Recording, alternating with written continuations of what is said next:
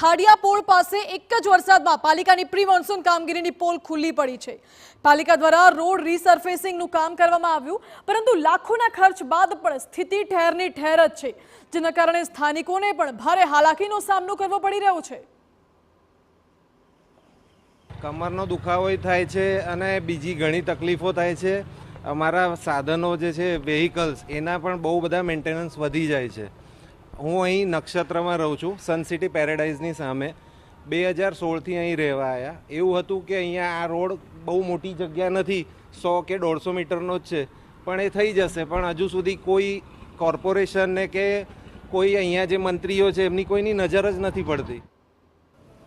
વરસાદ પહેલા ખાડાઓ પૂરવા કોન્ટ્રાક્ટરે કોઈ કામગીરી ન કરતા પાલિકા દ્વારા 4.5 લાખ રૂપિયાનો દંડ ઉઘરાવી કામગીરી કરવામાં આવી હતી। ત્યારે સવાલ એ પણ થાય છે કે ક્યાં સુધી પાલિકા માત્ર દંડ ઉઘરાવી સંતોષ માનતી રહેશે? જો રસ્તાની કામગીરી યોગ્ય રીતે કરવામાં આવે તો ચોમાસામાં ખાડા પડવાની સમસ્યાને નિવારી શકાય।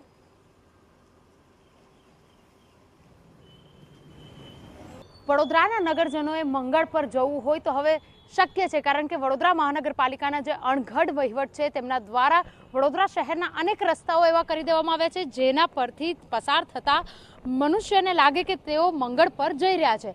હાલ વાત કરી રહ્યા છે માંજલપુર વિસ્તારમાં આવેલા બાલાજી હોલ નજીકના રોડની, કે જે રોડની હાલત એટલી હદે બિસ્માર છે કે 150 મીટરના રોડની અંદર 70થી વધુ ખાડાઓ જે પડ્યા છે તેને પૂરવા માટેની કામગીરી કરવામાં આવી રહી છે, પરંતુ ખાડાઓ એટલી હદના મોટા છે કે જો કોઈ વ્યક્તિને કમરનો દુખાવો હોય તો તેનો દુખાવો દૂર થવાની જગ્યાએ આ જે પરિસ્થિતિ છે તે પરિસ્થિતિમાં તેઓને કોઈ પણ પ્રકારની શારીરિક તકલીફ થઈ શકે છે।